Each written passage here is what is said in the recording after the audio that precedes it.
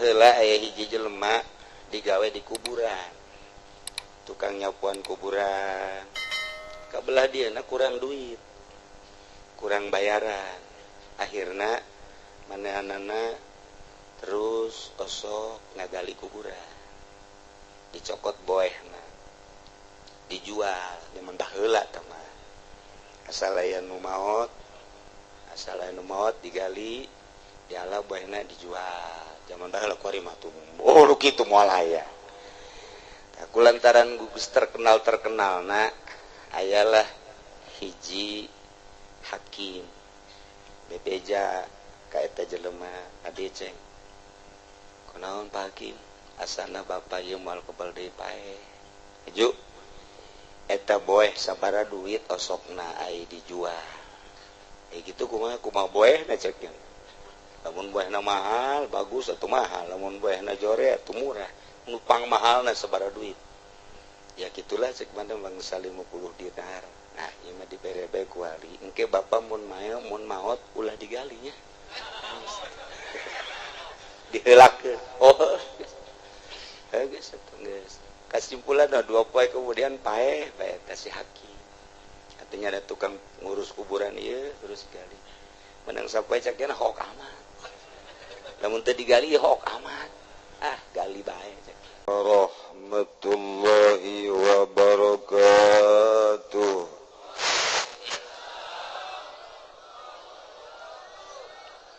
Alhamdulillah.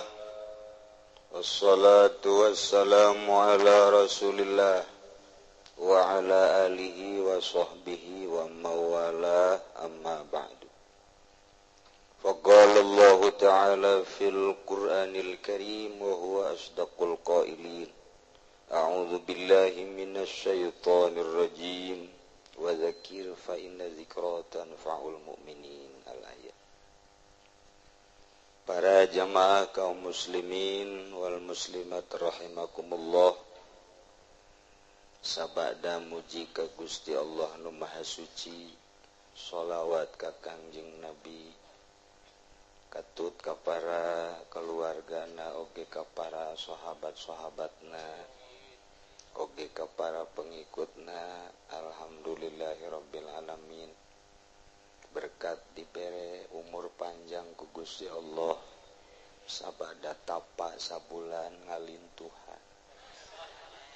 Nu kuduna matas puasa kuru boro-boro pangkat urang, pangkat Habib Rozak ge ngalintuhan. Atuh komo urang.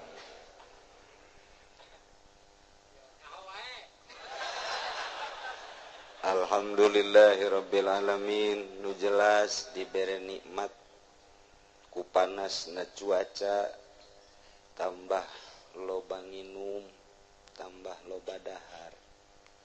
Asal loba dahar loba nginum, loba molor.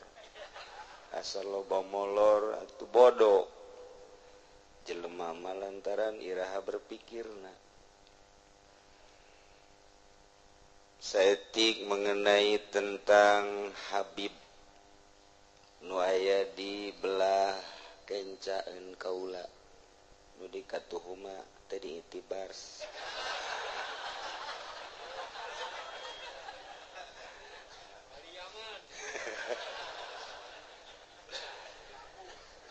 Ketika simkuring rek berangkat ke Irak, alhamdulillah teu disangka kapanggih jeung Habib ieu. Ngobrol lah jeung simkuring di bandara. Walaupun singkat, tetapi nyana cerita tentang pribadina, bahwa manehanana di Yaman, kemudian ke Jakarta, di Jakarta sering genep bulan di urang, genep bulan di ditu. Gitulah ceritana. Kemudian cerita tentang anakna, anu alhamdulillah anjeunna boga anak diantarana nu ayeuna hadir ieu geus hafiz jeung nu sejen-sejenna di bandara bari menunggu kapal nyaho berangkat nyaho henteu hari teh sebenarnya ka Irak. dikhawatirkeun teu berangkat tapi alhamdulillah berangkat oge. Begitu simkuring pisah jeung Habib cek simkuring mudah-mudahan kurang bisa kapanggih deh ya, mudah-mudahan entah Habib cenah yang kesini ke Tangerang atau nanti bapak nyana nyebutna bapak kakula atau bapak yang ke Yaman atau ke Jakarta. Oh iya yes baik ai kamari sekian hari atau 5 poe ka tukang memeh ayeuna Haji Supari nyarita aya Habib cenah ti Yaman hayang ka dieu. Kumaha Pak Kiai atuh silahkeun dek ka dieu mah hayang hadir haul jemputlah ku Haji Supari datang ka dieu bareng deui ieu beungeut nu keur ieu teh. Atuh nyana ka kula kitu kula ka nyana kitu oh dipertemukeunlah ku Gusti Allah. Ketemu di bandara kemudian kuari kapanggih deui masya Allah. Iyalah salah sahiji pengalaman anu sulit diterka manehna ge bingung disangka meureunanan lain kapanggih jeung kula barang kapanggih je cek nya ge ieu jelema.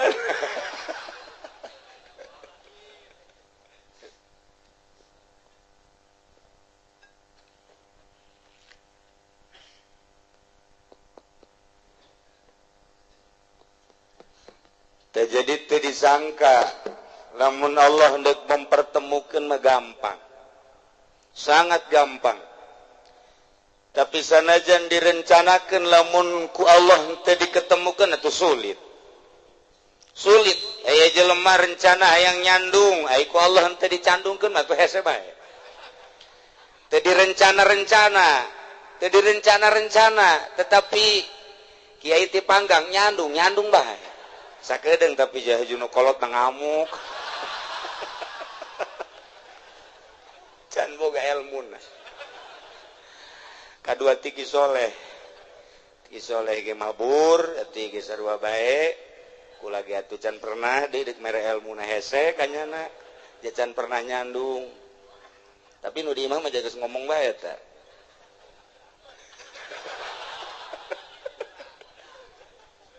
Habib ti aman cek isi bahasa naon.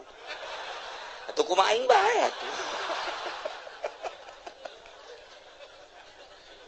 Ya Habib, kukula titajarita mengenai tentang Yaman. Sebab manehanana kenal dengan habaib-habaib di Yaman. Bahkan jeung Habib Umar Al-Hafiz anu ngarang anu nyarahan kitab Bugiah. Beliau sangat kenal yang berbagai pesantren-pesantren. Kukula titah nyarita tentang Yaman lah. Persilakan supaya santri-santri baik nu di dieu maupun di berbagai tempat atau masyarakat boro-boro nu ngora aki-aki ge beus deuk pondok ka Yaman los tanggung jawabnya geus asana moal datang ka Yaman kaburu paeh. Dipersilakan. Titah nyari beren begitu nangtung cek gini celobot jelma lupa amat ya ente salam-salam aja prakabib kadu Aladin sawa.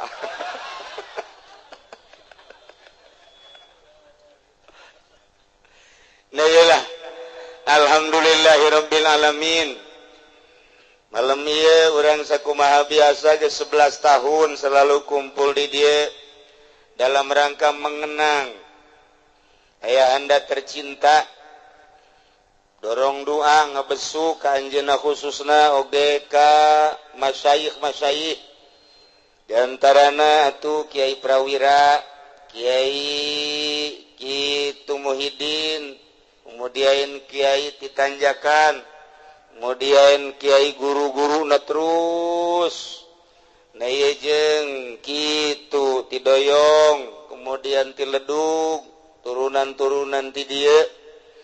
Nah iyalah mudah-mudahan kumpulna urang di dieu bantu dorong doa ka manehanana urang jaga di akhirat sakumaha tadi mudah-mudahan ngahiji jeung ahli-ahli Allah Subhanahu wa taala.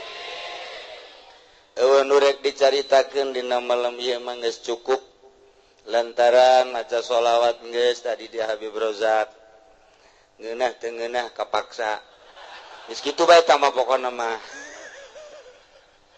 Kemudian Habib di luar negeri aya kaget kula ge pan urang Yaman pan bisa bahasa Indonesia. Orang kebal di dieu. Tadina kula neuk siap penterjemah. Aya Haji Pudoli. Kula geus kotoy geus toy Haji daek nerjemahkeun siap cek jana. Asana nyana ka mana itu ka mana. Atuh nu nyahoan ieu. Mun nyana bahasa Arab Haji Pudoli bahasa urang nerjemahkeunna nyana ka ditu ieu ka dia jebal aya nu nungtut. Moal atuh geus ngan mun direkam cak nu nyahoan pan kiamat cenah. Kemudian atuh Ki Subandi geus alhamdulillah malam ieu bertepatan jeung 7na Kiai Hisni. Kemudian tadi kula kabejaan Kiai Ma'arif maot. Ki Ma'arif mana pisangan maot eta ge salasa hiji batur almarhum di dia waktu di Kosambi. Tadi maot penting maot nama simkuring teu bisa ka ditu lantaran di dia keur sibuk. Nah iyalah alhamdulillah dina bulan Ramadan kadenge ku urang loba jasa nu maot. Aya anu kitu teu muriang deui maot teh ya. Dek buka bersama kemudian naik mobil nunggu 10 menit diuk di kursi ngung azan nyana pae. Aya nu keur manggul sakali 2 kali pae. Aya anu kitu keur lempang deka masjid sekitar bangsa 10 meter deui. Tasbihna ge masih kene dileungeun kene dek salat maghrib can datang ka masjid keur teu maot. Aya anu setruk geus kebal teu pae-pae. Rahasia Allah tambah. Rahasia Allah nu paling bahaya jelema na hirup bobogana pae. Eta mengering geus. Da ieu mah deui hiji dek caritakeun bahwa alhamdulillah dina taun ieu sakumaha nu kusim kuring dicaritakeun urang walaupun puasa berbeda tapi lebaran mah bareng. Teu perlu aya anu ekstrim, teu perlu aya anu naon kitu ngaranna suudzon, teu perlu silih gorengkeun sebab urang kabehan ibadah ka Gusti Allah. Ibadah ka Gusti Allah sebab lamun naon kilu silih sedekeun antara nu puasa Jumat jeung nu puasa Sabtu kabeh pada boga dalil ujung-ujungna ngadalih. Dalil maka mana ngadalih mah terus bae. Sebab aing ngadalil mah aya batasna tapi ngadalih mah terus bae lantaran hayang menang. Eta mah geus berbagai dalil sabodo nu jelas mah kenyataanana bulan malam Sabtu teh kadeuleu ku mata. Ieu jangkaun hareup urang hati-hati sekali komo ku ari mah geus balalocor kula kadatangan tamu di luhur tamu ti luhur negara nyanta nyaritakeun bahwa kok begini ya Pak Kiai, kok ulama-ulama kok begini nyana nu di luhur nyaritakeun kok begini. Lamun kukula dicaritakeun aneh. Naon kaanehanana? Ternyata orang-orang teras loba anu nuturkeun puasa ala hisab hari Jumat. Terus terang ka kaula ieu orang-orang teras, lain lalagaan loba nu poe Jumat. Sumpah dihareup. Sementara kiai di lembur keukeuh kudu nuturkeun pamarentah. Cak pamarentah aing nuturkeun anjeun bae kiai, cak kiai aing nuturkeun sia bae pamarentah teh si mana nu bener. Kos gitulah geus ulah aya naon-naon engke kumaha engke bae dihareup di akhirat nya. Jadi ulah aya suudzon, ulah aya naon, penting urang kayakinan apakah hendak make hisab, apakah hendak make ru'yat. Eleh sebenarnya mah hisab, dalil hisab teh leutik, dalil hisab teh dhaif, teu meunang dipake satungtung ru'yatna bener, satungtung ru'yatna teh konsisten. Tapi lamun ru'yatna teu bener, ia bisa-bisa marjuh jadi rojih. Ru'yat non hisab teh jadi dalil teu aya. Teangan di kitab fikih makna hisab jadi dalil kekuatan bolai. Hiji ayat anu nuduhkeun urang kudu make hisab. Hiji hadis anu nuduhkeun make hisab. Hanya cerita tentang perjalanan-perjalanan bulan, aya manzilah-manzilahna, perintah mah teu aya tetep bae kudu ru'yat bae. Jadi nu nyekel hisab teh dhaif sabenerna mah. Ulah dipake eta. Cuman ketika ku urang dipikir nu dhaif teh nu dhaif ieu adalah hiji jembatan untuk mencapai kana ru'yat kana rojeh. Ketika ru'yatna ieu teu bener nu ngaru'yatna na eta teh dina kitab usul fikih dibalik nu rojeh jadi marjuh nu marjuh jadi rojeh ngan kukula moal dibejakeun buta rahasia jasa sebab ngabongkar masalah lagi teh mah datang ke HSS datang ke HSD tadi HSD beun tadi eta kos kitu tah nya jadi sebenarnya mah sumul li ru'yatihi kabeh ge ngan lamun kukula dibacakeun eta moal anggeus datang ka subuh naon sebab bahasa sumu li ru'yatihi puasalah maraneh kabeh kana ru'yat eta sumu jama. Nemantak lamun Imam Malik jeung Imam Hanafi mah sumu li ru'yatihi puasa maneh karena ru'yat aya saurang bae nu neuleuh ru'yat di Mekah misalna di Indonesia misalna sadunya kudu kabeh bareng kitulah mazhab Maliki kitulah mazhab Hanafi hiji dunia ieu hiji eueuh matla-matlaan kecuali Imam Syafi'i mun Imam Syafi'i aya matla nah gitulah. Kemudian kuariba rupa-rupa sumu li ru'yatihi teh kudu kadeuleu ku sorangan aya nu kadeuleu ku sorangan tanggal 5 kakara kadeuleu tanggal 5 puasa mun tanggal 5 mendung keneh bisa tanggal 7 nah, iya. Jadi lamun ku urang dicaritakeun fikih mah memang kos kitu panjang dongengna ya. Mantak lamun urang make pengertian urang sorangan baik eta hadis komo Al-Qur'an mah di samping doraka moal beres urang mah kudu nuturkeun mazhab bae dek mazhab Maliki silahkan dek mazhab Hanafi mangga dek mazhab Syafi'i hek bae tadi aman mah mayoritas Syafi'i kan Maliki ada di luar negeri mah mang bebas cenah mah dek Maliki, dek Syafi'i, dek Hanafi di Mekah kamari kula datang ka Sayyid Maliki, warima meureun Sayyid Muhammad. Datang ka ditu. Untuk kadeuleuan Sayyidna ku jamaah kula ieu di dieu babarengan 120 nu kadeuleu dagingna bosok gede naon dahar. Haji Pendi lamun datang ka ditu nu dongeng dahar mah lulu. Eueuh bae. Dongeng-dongeng nu lain. Nah jadi geus ulah aya kumaha tinggal tahun hareup kurang hati-hati lantaran mungkin insya Allah akan ada perbaikan di negara G sebab ia geus mulai kaisinan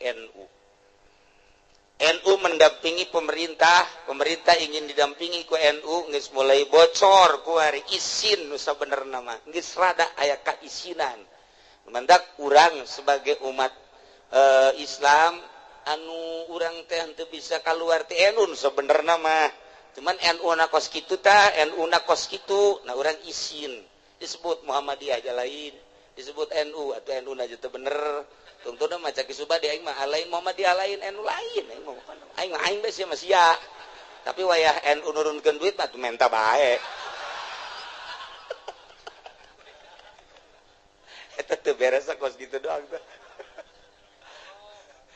ya para jamaah kaum muslimin wal muslimat rahimakumullah urang ieu bakal mau sakumaha anu dihaolan ku urang baheula aya hiji jelema digawe di kuburan tukang nyapuan kuburan kabelah dieuna kurang duit kurang bayaran akhirna manehanana terus osok ngagali kuburan dicokot boehna dijual zaman baheula tah mah asal aya nu maot digali diala boehna dijual zaman baheula kuari mah tuh kitu moal aya. Kulantaran gugus terkenal na ayalah hiji hakim bebeja kaeta jelema adi ceng kunaon Pak Hakim asana bapak ieu moal kebal deui pae heju eta boeh sabara duit osokna ai dijual gitu kumaha boehna ceknya lamun boehna mahal bagus atuh mahal lamun boehna jore atuh murah nupang mahalna sabara duit ya gitulah cek mana bangsa 50 dinar. Nah ieu mah dibere bae ku wali engke bapak mun maot ulah digalinya diheulakeun geus geus kasimpulan 2 poe kemudian pae si hakim artinya ada tukang ngurus kuburan ieu terus gali menang sapoe cakna hok amat lamun teu digali hok amat gali bae cak ih tapi pan geus dibayar ih gali bae ipan geus dibayar ih gali bae tanya deh geus sarua tah kos kitu penjahat geus kos kitu teh sarua antara iya dan tidak cakna gali bae lah digali barang datang ke jero kabeneran di jero teh keur ditanya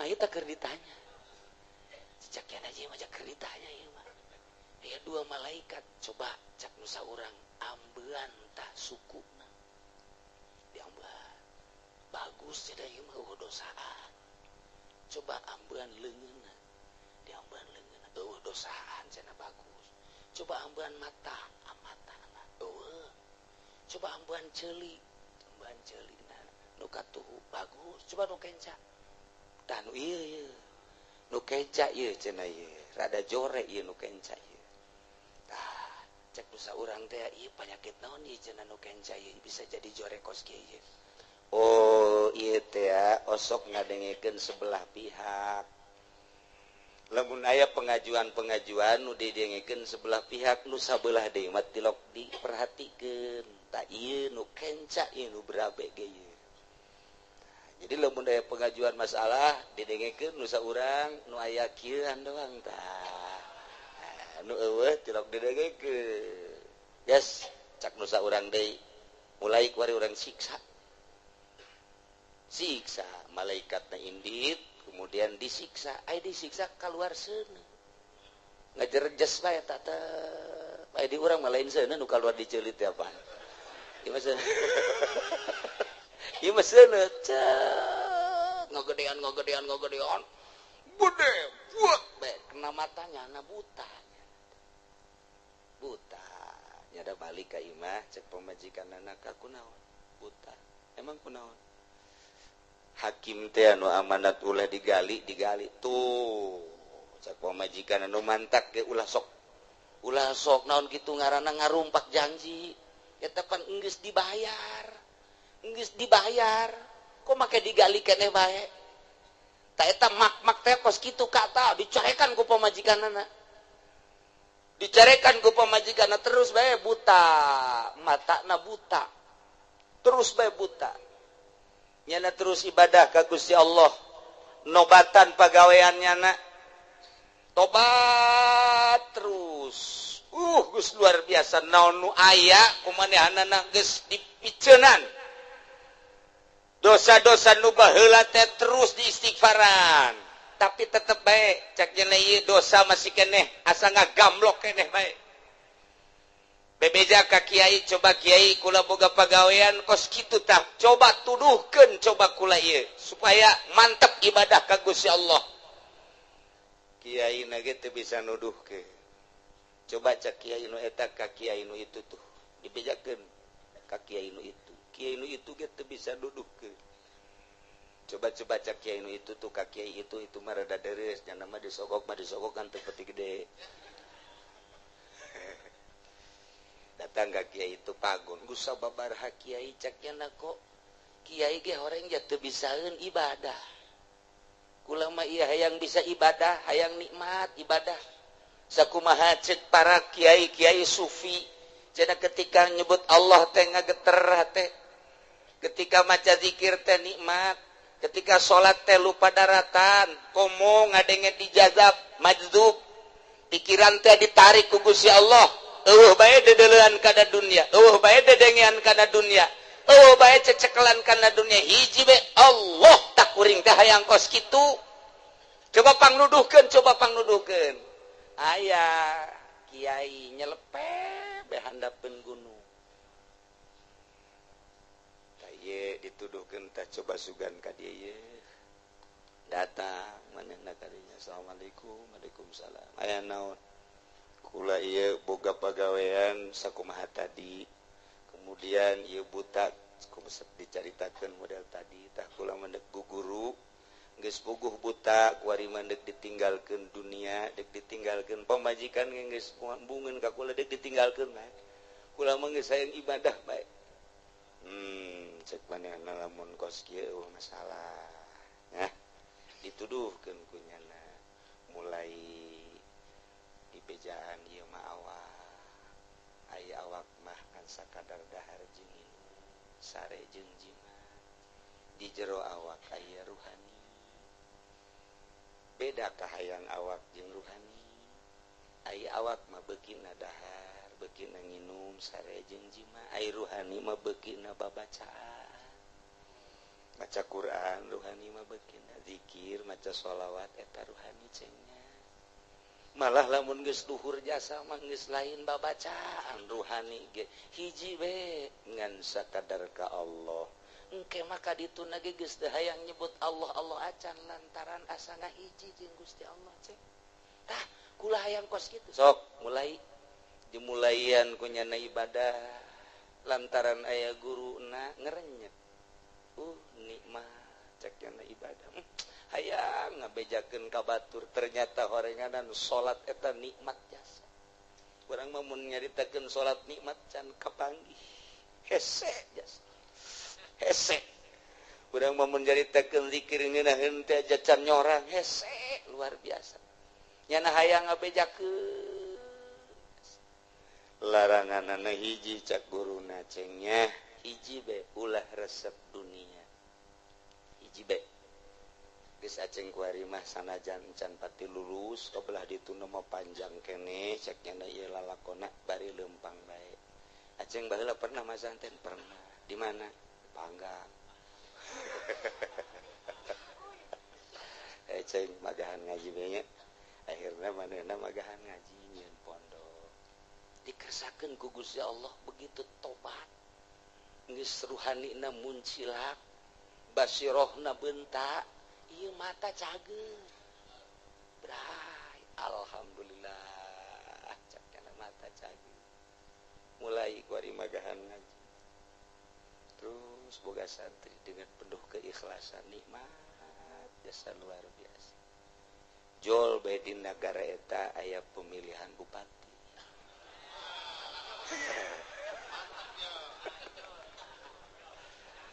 ya pemilihan bupati datangnya nak kadinya kandidat biasa dek calon mah di mana bae di liang cocopet bae di mana ge atuh didatang geus puguh anu menyuarakeun mah tabang geus pokona mah nyangelek nyangais sekupi mah geus teu dianggap Haji Pudoli ge geus meunang ban sabaraha meureun nya hoki Subandi wallahu a'lam geus pokona mah cisoka mah ka ditu geus karitu bae saware terus didatangan tanya gitu didatangan cekna kula mah hampura ti guru kula mah teu meunang dibere komo ai leutik kecuali datang sekali teu bisa datang dua kali teu bisa datang katilu kali ngaran manusia akhirnya diterima janjina pangdoakeun unggal ba'da salatnya cek eta kandidat moal kebal cenah ieu mah ngan 3 bulan deui 3 bulan kan unggal ba'da salat pangdoakeun setiap ba'da salat dibere natea adalah 10 dinar unggal ba'da salat mun ngadoakeun diberes 10 dinar. Jadi lamun 5 kali salat 5 kali 10 seberapa? 50 dinar. Waduh, tereka beliin nopak. Mantap biasa ini. Terus saya nyana unggal ba'da salat ngadoakeun, mudah-mudahan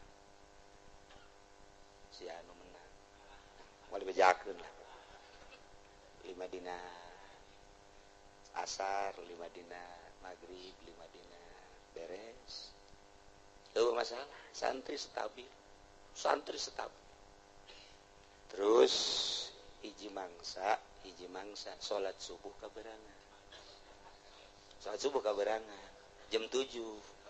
Lantaran peuting napan mantas tarling. Tarling kan pun. Jadi sareuri saya kosu nyaho sial. Jadi subuh nyana kaberangan. Subuh tetap nyana ngadoakeun. Mudah-mudahan menang. Beres. Kesimpulanna terjadilah pemilihan menang. Oh, waktu luar biasa. Sebulan, 2 bulan, 3 bulan, 4 bulan santri menurun. Jumlah santri tata dina 400, setahun tinggal aya 4. Setahun tinggal aya 4. Nyana ceuri. Teangan guruna geus maot. Dek minta petunjuk ka guru geus maot. Isi kudu ka mana minta petunjuk cek cenah ieu. Santri 400 tinggal aya 4. Jatuh salah teuing ieu. Jadi tita ngadoakeun. Dibayar 5 dinar jadi 5 dinar. Sugan minta tambah jan teu. Nya munajat ka Gusti nikmat magahan ngaji teh dicabut ku Gusti ieu. Coba tina dosa naon abdi? Ja abdi teu salah. Ja ka dunya teu pati hayang, eta mah jadi bere. Seuri sah. Eta mah jadi bere, teu pati hayang jeung teu didahar jadi dahar mah ku keluarga. Nya mangan milu doang. Tapi iya kok bisa kos kieu? Apakah dibere eta teh salah? Apakah dibere eta teh teu meunang? Kok bisa jadi mamala ieu? Kamagahan ngaji semangat ngaji eueuh. Minta petunjuk ka guru supi guruna geus maot. Dek minta petunjuk ka nu sejen hese guru supi mah paling sakabupaten hiji. Geus teu kaharti guru supi mah boro-boro ka guru supi ka Habib Rozak geus teu kaharti. Sakitu gencan nyupi kakarak nyapi doang. Keharti. Semua keharti. Ngan guru supi mah sanajan dicaci dimakinya nama senyum bae. Sanajan dicarekan sugan asup ka haten teu nyana-nyana batur-batur etalah guru supi. Atau seorang supi bae kos kitu sadaek lah ngomongkeun atuh nyana manyana bae ujianna sengkleh nu ngomongkeun. Nyana neangan petunjuk hese jasa munajat ka Gusti ya Allah ya Rabbi ieu pajakit naon abdi kok bisa kos kieu sapeting 2 peting 3 peting terus can dibere ilham ku Gusti Allah geus mang bulan-bulan aya ngimpi kapanggih jeung guru bejana maneh kuari geus eueuh semangat ngaji muhun guru bejana santri barali kawe muhun sabaraha kabehna 400 bu mun ngadoakeun ka maneh nu 400 hiji alif bagi geus sabaraha kuari sabaraha 4 tinggal sabaraha 4 coba abdi mah hayang jelas bae ye deuk nu menon deuk minta petunjuk ka mama ka guru ieu kasalahanna apakah abdi ieu salah dibere duit ku kandidat henteu apakah abdi ngadoakeun salah henteu itu salah sebab di negara kudu aya pamimpin dibere duit itu salah atuh kok ieu bisa jadi merosot kieu nu subuh kaberangan tanu salah sebab lain ngadoakeun lain di waktuna aju kudu kumaha eta bae teh nu subuh eta bikin deui ka ditu aju lamun tadi bikin coba ge ka ditu akhirnya na hudang alhamdulillah aya petunjuk ti guru berarti aing kudu ngabalikeun nu salah teh hiji tah nu hudang jam 7 kan pun jam 7 aja ngadoakeun sia cak pudol aing ngaduk-kadung ka dieu aduh cak Haji Pudol ieu duit mah babarengan ieu jeung Haji Opang doh banget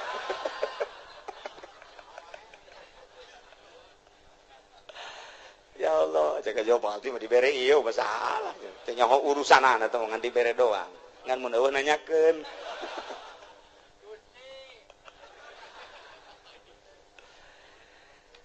coba cek jelek dek dibalikeun deui 5 dirham balik deui ka ditu mangga geus jadi bupati pan Waalaikumsalam naon kiai oh kamari ieu mah pan idinya du datang ka dieu mah poh kami do datang hese kapanggih iya tugas jadi mah embung kapanggih jeung kieu model kitu mah deuk nanaonan henteu ieu mah ya perlu bae aya naon ieu kula dek ngabalikeun duit 5 dinar. Kok bisa dibalikin dengan 5 dinar doang bila perlu kabeh ente kabeh mah loba teuing ieu be nu 5 dinar kumaha mimitina ente pak pokona mah ulah hayang nyaho ieu nu 5 dinar mah salah bae kula tah deuk dibalikeun bae ente cek manehna cek bupati teh geus jadi bupati 5 dinar ieu geus udah disedekahkeun bae geus jadi itu hayang ngabalikeun ieu embung narima sebab dengan 5 dinar akhirna dibawa deui balik ka imah eta duit nu 5 dinar teh santri nu 4 balik kabeh teu nyesa duh cek jana kok jadi kos kieu akhirnya terus jalan munajat deui ka Gusti tafakur munajat kapanggih deui jeung guru sufina begitu kapanggih carekan ku guruna nu 5 dinar panyakit balikeun sebab nu 5 dinar eta nu 5 dinar ngadoakeun lain pada tempatna balikeun ku sia ka ditu mun henteu siana memalas sia buta deui sia wah barang hudang wah bahaya ieu mah ieu bahaya aing jadi buta deui dibawa deui duit 5 dinar teh datang ka ditu dipaksa bupati teh eta tah 5 dinar mah malah ieu bikeun dipaksa geus teu sasalaman deui balik sakumaha Habib Rojak teu salam deui balik geus balik 5 dinar datang ka imah salat Allahu Akbar eta salat ngeunaheun kok dibere nikmat cara salat ya Masya Allah kamari mah kumaha sih ditegep-tegep ge jeung dikhusu-khusu teh teu daekeun tapi kuari mah teu kudu ditegep-tegep sorangan teu kudu dikhusu-khusu sorangan Allahu Akbar ih ngeunah acekna salat teh Allahu Akbar aduh mantep ye berarti lamun dibalikeun kabeh mah asana ngeunah jasa ye dihitung kunyana kilu bulan jadi sabaraha jumlah entah kali 5 dinar dikumpulkeun deui kunyana dibalikeun deui ka bupati-bupati geus embungeun narima bikeun cakna ieu mah deuk ditarima da keuteup dibikeun deui Masya Allah eta salat sakumaha hiber Allahu Akbar beus Assalamualaikum Allahu Akbar ngeunah jasa Allahu Akbar geus teu kacaritakeun hayang boga santri datang sorangan teu bawa bekal deui hayang dinyana daharna sakumaha percis dongeng Ki Subandi we kos kitu tah mah oh buut aya santri atuh eta teh ganti buut ngaranna baheula mah buut tu baling kalapak wari mah santri atuh eta minjum latih oh caknya lekos kieu ieu ku nikmat-nikmat teuing terus santri daratang bahkan nu kadua ieu mah lain 400 ningkat 3 kali lipat berarti 3 kali opat sabaraha 1.200 santri tilok di pagahan ngaji kunyana sabodo aing moal magahan sia aing mah aing bae geus pokona mah ka Allah santri teu daek balik watu cau beak buah beak empang beak ngaji teh cak santri maning maling nu kiai arti lo betaheun jasa ta santri teh tah tidinya lah nyana tafakur deui ka Gusti. Oh berarti petunjuk guru sufi lain letik-letik manfaat tina 5 dinar eta panyakit mun teu gara-gara kaberangan teu kanyahoan ku gara-gara kaberangan kanyahoan panyakitna di dinya. Masya Allah na ieu mah sakadar carita sempilan tina Sirrul Asrar aya bahasan tina Tuan Syekh Abdul Qadir Al-Jailani tina nyaritakeun hiji ayat wa idistasqa Musa kadituna qad alima kullu unasim masrabahum kulu wasrabu al ayat eta luar biasa tah lamun ku santri bae juga harti bae qad alima kullu unasim masrabahum cak santri jaing macan ka harti ku kiai cak kiai jaing teh ka harti atuh can jarani kiai ieu eueuh nu ka harti qad alima kullu unasim masrabahum. Masya Allah Tuan Syekh Abdul Qadir menyeritakan ilmu zahir ayat 12 ilmu batin ayat 12 lantaran di dituna ayatna wa idistasqa Musa liqaumihi faqul nadrib bi asaqal hajar fan fajarat min husnata asyara ain ayat 12 ilmu zahir ayat 12 ilmu batin ayat 12 ilmu zahir mah geus besok dicaritakeun kurang ayat 12 pan ilmu zahir ilmu batin ge horeng ilmu zahir 12 pan ilmu batin ge horeng aya 12 pan dimimitian ku toriko kabelah dituna ku kitu makrifat kabelah dituna ku hakikat nyaritakeun alam anu luar biasa moal kapanggih urang teh ibadah kana kanikmatan ibadah lamun urang pabelit di alam lahut lamun urang pabelit di alam nasut gitu alam mulki alam kholki alam nasut alam dahar alam nginum alam sare alam jima urang di dinya bae tah moal nikmat ibadah sebab moal bisa ngalengkah ke alam malakut lamun urang geus bisa ninggalkeun eta lain teu dahar lain teu nginum tapi ulah di pikiran di jero hate ulah dihayal di jero hate ulah dipikir di jero hate terutama ka para kiai ka para ustad teu kudu mikiran nu kos kitu mikiran ibadah ka Gusti Allah aing geus nikmat tak encan eta bae nu dipikiran lamun encan nikmat mun encan nikmat sakalian can nikmat mendingan disogok bae sakalian teu nikmat geus tah ka ditu acak-acakan bisa lamun urang hayang nikmat lengkahkeun pikiran urang tina alam nasut supaya datang ke alam malakut di alam malakut supaya datang ke alam lahut abeh nikmat ke alam jabarut ke alam lahut ieu keur cerita Tuan Syekh Abdul Qadir Al-Jailani qaddasallahu sirrahul aziz kamari kula bulan Ramadan ngaji kitab eta jeung santri kabehan Haji Opang adik kula kabeh atuh kula maca nyana-nyana nundutan ngaran ngaji bulan puasa ieu dia cak aja opang isi ngaji teu kaharti amat boro-boro nyana aing ge teu kaharti nu macakeunana nu kaharti sebab urang mah mun nyaritakeun sedekah teh duit nyaritakeun sedekah teh makanan baju dan lain sebagainya berbagai material tapi dina kitab eta mah kabeh disedekahkeun baca Qur'anna maca sholawatna ka salat ulah hayang urang boga ganjar maning sedekahkeun tah eta lamun geus mun hirup geus bisa kos kitu kakarak jadi jelema urang salat zuhur sholli fardhu zuhri arba'an rakaatin Allahu akbar beres salam ya Allah ya Rabbi ieu salat zuhur abdillah abdi mah geus teu butuh ganjarana mending dibikeun kana main gapleh bae tah tah lamun geus bisa kos kitu kakarak eta jelema kakarak ge udah mah boro-boro sedekahna naon ganjaran mah komo geus teu bisa bae moal ka bisa lantaran teu nyaho maknana teu nyaho kalazatan jeung kanikmatanana nah kitulah ala kadar tidak caritaan tadi di jero kubur nu buta horenganan hakim teh kos kitu eta keur carita hakim baheula nu rada bersih wallahu alam hakim nu kuari di Lampung mah aya di Jakarta onom teh teu kudu dicaritakeun kobo di Tangerang mah atuh boro-boro hakim jeung kiaina gitu beres eta kos kadar itu kemudian eta barehanana ku guru horeganan jang nikmat ibadah mah hiji guru-guru sufi bae guru nu nyahoeun kana ruhani supaya nikmat orang maca Quran maca sholawat jeung sagalana teu kudu dihayu teu kudu naon diajakan jelema ibadah teu kudu diajakan jelema ngaji asal urangna ta'alluq ka Gusti Allah jelema bakal milu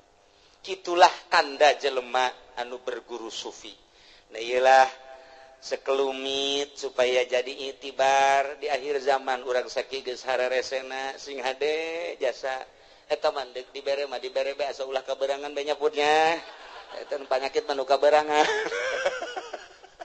eta can dijabarkeun secara tuntas kakarak ala kadar bae kitu ge geus aya gambaran insyaallah iraha deui kukula bakal digambarkeun naon hartina 5 dinar naon hartina ba'da salat naon hartina tinggalin kaberangan kok bisa jadi mamala nah iyalah ku kaberangan teu ngadoakeun dina tempat sampai geus jadi mamala gede ka ditunang loba jasa yuk urang babarengan ka Gusti Allah babalik di samping urang ayeuna ngeling-eling almarhum abah kula mudah-mudahan dihampura sakabeh dosana ibu kula mudah-mudahan sakabeh dosana dihampura dilegakeun di kuburanana dicaangkeun di kuburanana oge guru-guruna sami mudah-mudahan dihampura sakabeh dosana mudah-mudahan dilalegakeun di kuburanana dicaangkeun di kuburanana urang babarengan engke jaga di yaumul kiamah ma'al akhyaril marzukin alladzina an'amta 'alaihim minan nabiyyin was-siddiqina wasyuhada'i was-shalihin wa hasuna ulaika rafiqa.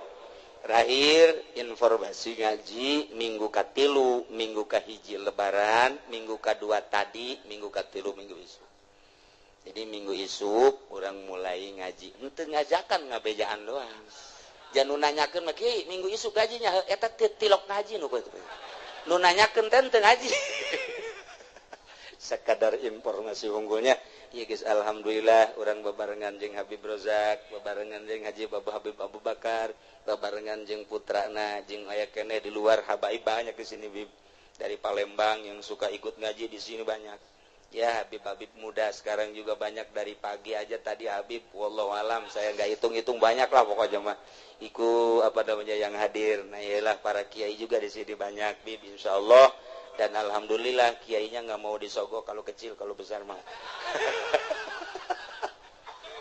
ya, itu sajalah yang dapat saya sampaikan mohon maaf atas segala kekurangan dan kehilafannya Allahumma sholli wa sallim ala sayyidina Muhammadin fil awalin wal akhirin barik wa sallim wa radiyallahu ta'ala an sadatina ashabi sayyidina rasulillah ajma'in amin ya Allah ya rabbal alamin Allahumma arinal haqqa haqqa warzuqna tiba'ah wa arinal batila batila warzuqna tinabah wa la taj'alhu mutashabbihan alaina fanatabi'al hawa Allahumma hdina siratal mustaqim Allahumma hdina siratal mustaqim Allahumma hdina siratal mustaqim siratal ladzina an'amta 'alaihim minan nabiyyin was-siddiqina wasyuhada'i was-shalihin wa hasuna ulaika rafiqa dzalikal fadlu minallahi wa kafa billahi alima Allahumma ya man lahu wajhun la yabla wa nurun la yutfa'u wa ismun la yunsa wa babun la yughlaqu wa sultanun la yafna inna nas'aluka ya Allah wa natawassalu ilaik bi jahi nabiyikal karim sayyidina Muhammadin sallallahu alaihi wasallam bi babi karomati sultanil auliya Syaikhul Qadir al-Jailani qaddasallahu sirrahul azim wa bi maunati jami'il ulama an taqdiya hajatana wa tu'ti su'alana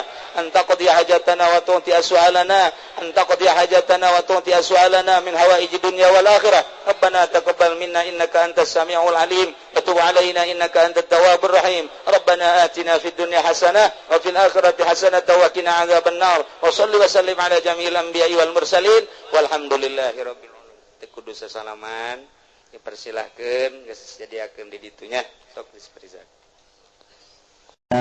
gaduh putra diantarana ialah Qabil sareng Habil Kangjeng Nabi Adam seluruhna gaduh putrana adalah tis'atun wa salasuna 39 boga anakna 39 Kangjeng Nabi Adam dunia sakil legana diesian ku 39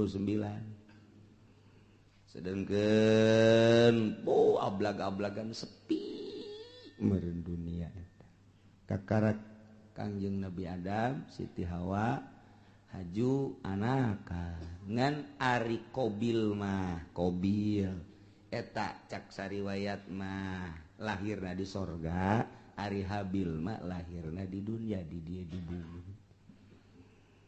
Cak sariwayat Qabil mah Qabil eta kelahiran sorganya nama tah. Qabil Ari Habil mah kelahiran bumi.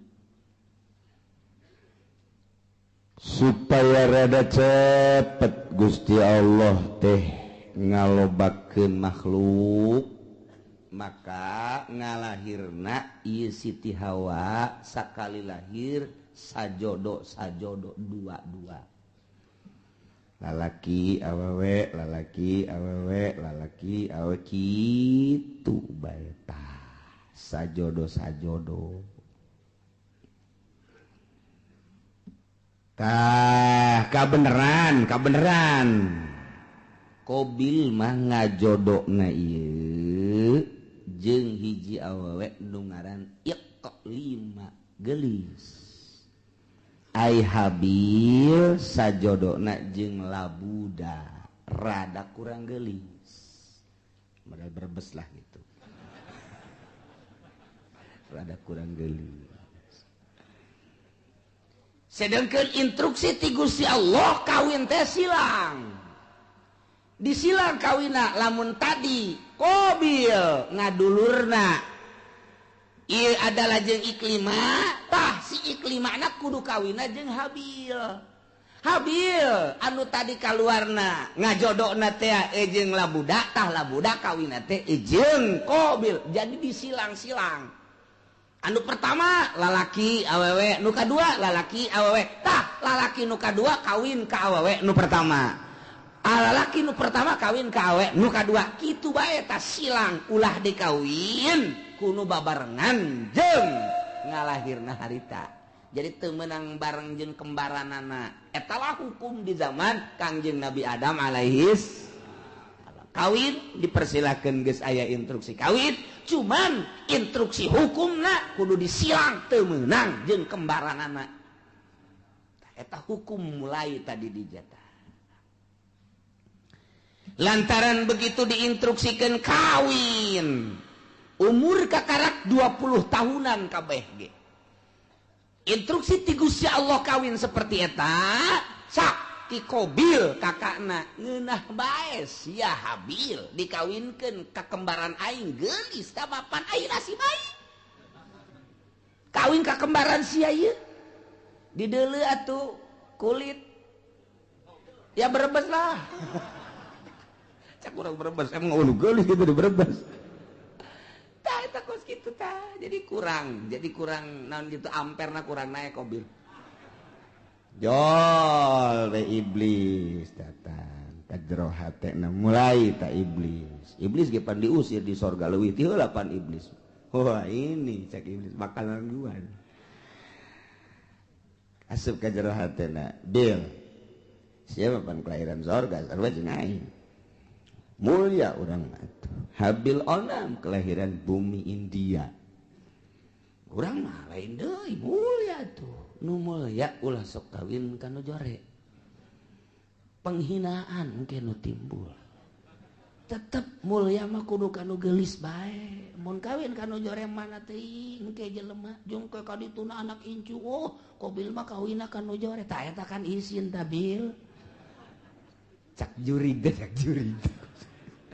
ya pugu cek jangan tuh pugu embung ya ge eta mah abah ngomong cenah hukum ti Allah eta bohong sebenarnya mah eta bohong eta eueuh ti dituna eta mah kabisa abah bae abah teh deudeuheun ka Ki Habil ka adisian nu mentek dikawinkeun kudu ka kembaran sia nu geulis ai sia nu kakakna nu kelahiran di ditu kudu kawin ka adina Habil eta teh lain ti Gusti Allah kajen kukumaha ge bibisaanan bapa sia Adam ngaranna instruksi ka ditu demo habeu ka ditu kamari kan demo ka Jakarta demo pugu ieu ge cak Qabil teh aing tetep bae embung kajen kukumaha ge embung bae beja ka abahna bah naon Qabil ubah abah bae ieu nu bener ieu utar atur nikah ieu aya kitu instruksi itu Gusti Allah asal teu adil ieu kos kieu manya ai kula dikawinkeun kanu kurang geulis ari Habil dikawinkeun kanu geulis ta ieu teh akur kos kieu teh lain ti Gusti Allah kajen ku kumaha ge kadengen ku Habil cek Habil teh Qabil ulah kitu aing mah ja andai kata aing titah kawin kanu jore aing mah daek bae namun bener-bener instruksi ti Gusti Allah aing mah geus kumaha Allah bae lantaran dia moal kembali hidup di dunia engke ge urang bakal baliknya ka Allah dalah sia ngomong sangeunahna bae geus bae we ieu mah bohong ieu lain ti Allah ya kajen ku kumaha lain ti Allah ieu mah kajen ti Abah ieu mah emang Abah bangka warah ya mulai tah eta lamun sok nyarekan Abah teh eta mimitina tah tidinya tah di Cikubaya duaan tah sok nyarekan Abah teh ieu Masya Allah mulai tidinya cak Kangjeng Nabi Adam ita amarallahu Allah marintah ayyuzawija Qabila labuda ukhtabil wa yuzawija Habil yaqlima ta eta teh instruksi ti Gusti Allah cak Kangjeng Nabi Adam anjeun Qabil kudu kawin ka labuda dulur Habil kudu kawin ka dulur itu Qabil ngaran Iklima instruksi Allah teh bisa cak Qabil kajian kukumah kula mah embung kajian kukumah tetap kula mah sakali embung sebab ieu kula mah teu percaya bahwa ieu teh hukum ti Gusti Allah teu percaya mulai kakarak aya sakituan ge hukum Allah geus ditentang cek urang mah tuh kakarak tarurun ti sorga pan teh mah saeutikan keneh jelema teh atuh matak naon narurut ka Kangjeng Nabi Adam henteu tanggeus mulai henteu nurut ya Allah terus bae iblis teh daekeun leupas ti Qabil ieu mah kajian kukumah kudu selesaikeun masalah ieu selesaikeun ieu mah lamun terus-terusan kieu pan isin ka kadituna ieu isin urang engke banyak Qabil kawin jeung nu jore aya Habil kawin jeung nu tah eta isin gengsi urang mah panturunan sorga oh moal aing cenah moal kajian kukumah tetep bae teu hayang aing mah ajeun geus kieu kumaha kajian kukumah ge urang pokona pas ini bae heula tah tidinya Qabil mikir pas ini unggal poe sakumaha ucing jeung anjing asal kapangiwang kaki Qabil teh kaki Habil teh tuntutanana Qabil luar biasa lobana Qabil mah kakakna Habil adina Habil mah nurut bae aing lah kumaha bae sabodo Allah nu penting mah urang mah ibadah nuturkeun aturan Gusti Allah Subhanahu wa ta'ala lantaran terus-terusan memuncak permasalahan teh tah kuari mah diinstruksikeun kieu ayeuna mah kieu bae atuh nyieun korban lamun memang bener-bener ieu teh kitu menang ti Gusti Allah maka engke aya tandana mun maneh teu percaya bahwa ieu teh instruksi ti Gusti Allah sok nyieun dumades maneh ka Gusti Allah taqarrub ka Gusti Allah sapopoe maneh mah ieu Qabil cak Kangjeng Nabi Adam teh kunaon teu inget kanu nyieuna ieu tuturkeun Gusti Allah ibadah ka Gusti Allah moal kebal hirup di dunia tuh deuleu Qabil tuh Habil mah nurut jasa adina kabeneran nurut kakana kurang nurut datang ke kuari teh kakak sok rada kurang nurut teh heran orang-orang ati dituda eta ya Allah eta kos kitu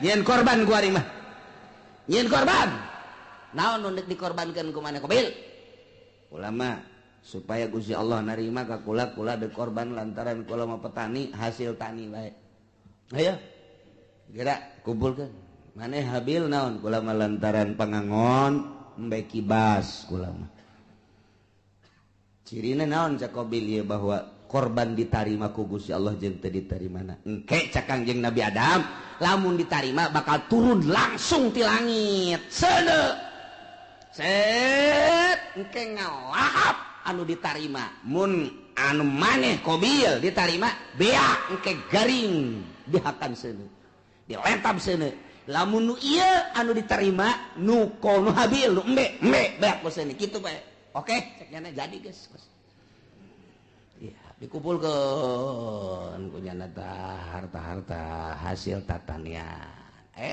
dikumpulkan anak hasil tani mun pare nupang jore nu dikorbankan teh lamun gandrung anu geus pangjorena korma anu pangjorena dihiji-hijikeun bangsa anu bakukulna eta dikorbankeun ari nu bararagusna mah ieu dipake ka hook kunyana jang ditumpuk-tumpuk harta jore ari ako habil mah begitu dikorban teh wow neangan umbe nu wang gedena jeung nu wang bagusna dipandian kunyana ieu nu jang Gusti Allah mah ieu korban ka Gusti Allah entakan nu wang gedena wang bagusna wang lintuhna jadi beda karakterna ai Qabil mah kos urang Cikupa nu pangjorena bae ai Habil mah kos urang Cilongok nu pang bagusna bae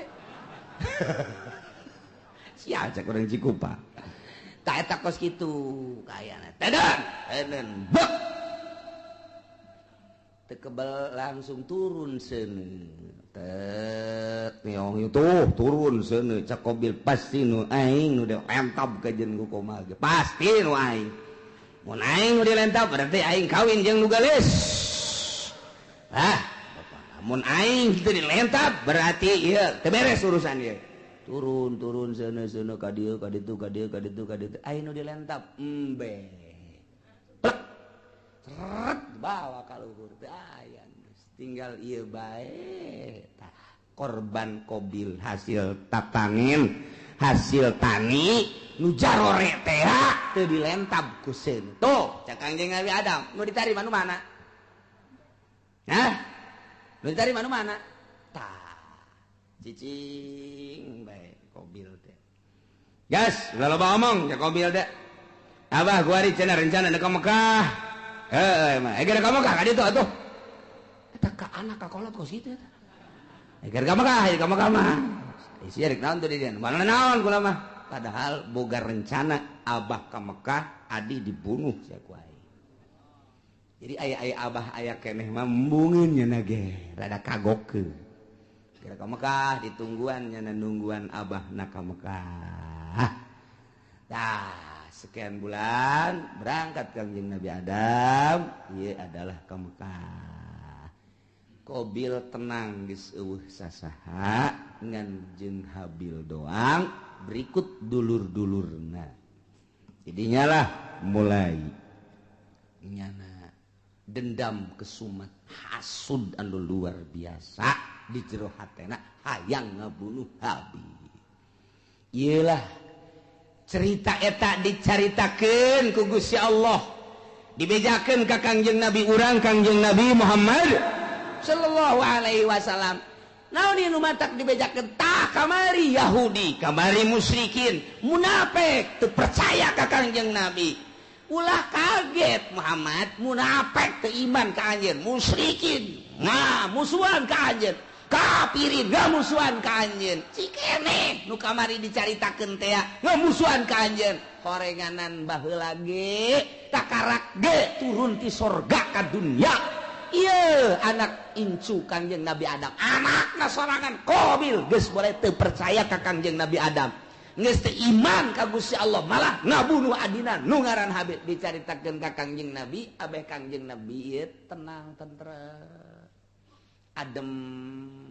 sebab lamun teu nurut jelema ka Kangjeng kemudian Kangjeng Nabi na teu dihibur manusiawi kan Kangjeng Nabi sifat kemanusiaan apa aing teh diturut aing kitu mah aya dongeng-dongengna tah Kangjeng Nabi Isa ge teh diturut jah heueuh tuh Kangjeng Nabi Adam ge teh diturut jah heueuh atuh kong aing abe kitu mantap tenang Kangjeng nah ieulah didongengkeun ku Gusti Allah melalui ayat watslu bacakeun ku anjeun ya Muhammad wahai Muhammad alaihim atas kaum anjeun baheula dibacakeun ku Kangjeng di Madinah terus disampai-sampaikeun ku umum ku sahabat disampaikeun ku tabiin disampaikeun ku atbat tabiin ku ari poe Minggu disampaikeun ku ari ku urang kadenge eta dongeng eta teh ta ieu ayatna bacakeun Muhammad ka kaum anjeun naon naba'ab ni Adam berita anak dua Kangjeng Nabi Adam alaihis nu ngaran Habil jeung Qabil caritakeun bil haqi kalawan sa bener-benerna il qurba qurbanan waktu Qabil jeung Habil ieu diperintah dumadeheus ka Gusti Allah nyin kadeheus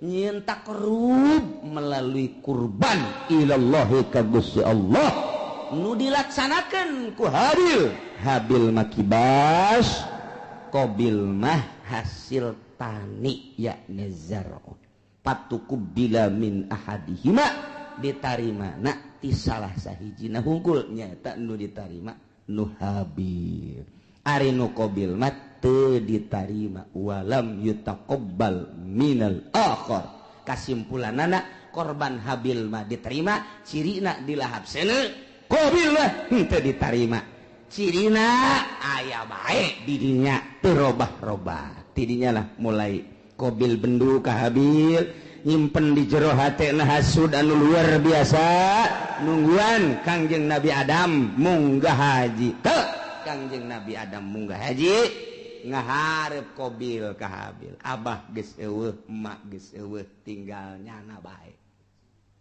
Habil aya naon ka dieu aya naon cak Qabil la aqqa tulan bang aing bakal ngabunuh sia bunuh sia ku aing cak Habil qala 5 kok main bunuh-bunuh bae emang aya naon bongana mana kurban mana mah diterima kurban aing henteu ge atuh teh urusan Gusti Allah tah mah cak Habil teh innama yataqabbalullahu minal muttaqin nu ditarima teh jelema anu sieun ka Gusti Allah mukmin muttaqin ditarima aing teh ditarima teh mah tuh urusanna kurang takwa berarti teh mah ulah ngabunuh kula ka Gusti Allah kan teu bisa gara-gara sia aing bogol mah boluh sia ku aing geus bebeneran ditutur-tutur bae mesti agag-agag baik, mesti kieu-kieu baik. Leungeun. Cak Habil cak adinaka dengan bahasa anu lemah lembut. Ka la imbasatta iyadaka ma la imbasatta ilayya iyadaka litaqatulani ma ana bibasiti yadiya ilaik li aqatula. Bahasa lagi daheun Habil. Ka dek ngabunuh bae jak kurang mah ieu azan sararieun jasa ka Gusti Allah lain basata yakin pasti nyata lamun kakak ngagerakeun leungeun kakak manjangkeun leungeun kakak ngulurkeun leungeun kakak dek nampiling ka kula kakak dek nyabok ka kula kakak dek kabunuh ka kula ma ana bibasiti yadia ilaik kuring mah moal kudu males uluran tangan kula memual nyabok kakak kula memual ngabunuh di eueuh saeutik terbersit di jero hate hayang ngabunuh eueuh saeutik hayang males kakak ngabunuh kula mah dek cicing bae kakak nampilih kula mah cicing bae kakak dek jawab kula mah cicing bae pokona mah kula memual ngabunuh sama sekali silakan kumaha kakak bae lantaran ini akhafullah rabbal alamin sieun jasa ka Allah eta Habil mah bahasana anu luar biasa inni uridu an tabu'a bi ismi wa ismik fatakuna min ashabin nar cak Habil teh asanyana kaula teh ieu adalah sieun jasa ka Gusti Allah lamun sampekeun ka kakak ngabunuh ka kula atuh meureunanan seakan sing kuring teh kula teh ieu berharap kakak teh ke bakal balik ke akhirat teh mawa dosa kula jeung dosa kakak sorangan memeh ngabunuh kula memeh ngabunuh kula ge kakak geus loba jasa dosana ditambah jeung dosa ngabunuh ka kula duanana dibawa ku kakak engke kakak di akhirat fatakuna min ashabin nar atuh engke bakal jadi ahli neraka tah ieu bahasana luar biasa aya bahasa inni uridu an tabu'a sanyana kaula ngarepkeun kana yen babalik berarti boga harepan lain boga harepan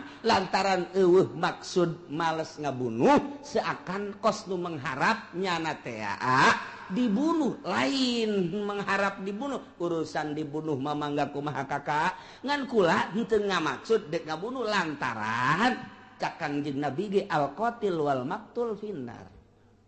Jelema nu ngabunuh jeung nu dibunuh sarua pada asup ka neraka. Lamun anu dibunuhna boga niatan hayang ngabunuh.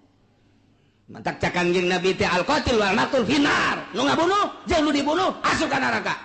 Cak sahabat Gusti Rasul, aya nu ngabunuh mah kaharti ka neraka, aya nu dibunuh. Panu dibunuh ge nyara teh lamun imkan mah hayang ngabunuh. Oh jaheunya nyara ge ngan eleh wae gelutna. Kulantaran eleh kabunuh, jangan lagi hayang ngabunuh, hayang males. Ta eta dumadak al-qatil wa maqtul pindah. Habil mah eueuh maksud ngabunuh, kulantaran eueuh maksud ngabunuh dengan bahasa anu lemas disebutna al-kalamul jami'ul mani. Mun cek ahli dilagah mah dumadak bahasana inni uridu an tabu'a bi ismi wa ismika fatakuna min ashabin nar. Geus pihartieunana aduh kakak lamun kakak sampai ka ngabunuh ka kula jakula mah moal ngalawan teu hayang ngabunuh deui ka kakak atuh engke berarti kakak teh mun bali ka ditu teh mawa dosa dua, dosa kakak memeh ngabunuh jeung dosa kula atuh engke di akhirat meureun pinuh ku dosa mangga sakumaha kakak bae kula mangan sakadarna nasehatan doang. Sia ngomong ke situ balang nasehatan sakana wah ini teu bisa diomong ku kumaha. Masya Allah. Tah gitulah akhirnya kumaha dah langsung ditikem sanggeus sadikit tikem bingung aing ngabunuhna kumaha ieu. Can aya pembunuhan pan harita. Can aya pembunuhan cara ngabunuh ngaleungitkeun nyawa artina ieu ku sabab dikumahakeun lah bingung. Dijotos besi teu bae. Digebug besi teu bae, dikumahakeun ieu, dikumahakeun bingung nyana. Nyana mikiran ngabunuh ge bingung lantaran can pernah aya nu ngabunuh pan harita mah. Manusia pertama nyana eta anak Kangjeng Nabi Adam anu ngamimitian dek ngabunuh datang ka ngabunuh ge bingung kumaha carana. Ngalamun bae Habil geus aya bae di sisi dicekelan bae kieu dek dibunuhkeun bingung cara ngabunuhna kumaha. Cara ngabunuh sok iblis asup deui ka jero hateun. Aya sia bodoh-bodoh teh atuh ngabunuh bae heseun amat. Cak iblis teh atuh teu kumaha nya can urang aya nu dibunuh. Japan ieu manusia kakara ge urang doang. Ngomong we nya di jero hate jeung iblis. Ya kadeulekeun ya. Kadeulekeun ya. Cat bae iblis teh kaluar nu hiji tek.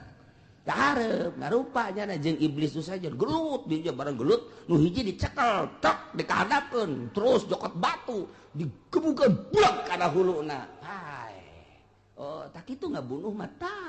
Jadi dicontohan ku sakadang iblis. Masya Allah tuh gitulah Qabil teh oh jaheu babarinya eta iblis nu hiji pae kakara pae geus pae nah Habil ku aing geus bisa sebab aing geus kuliah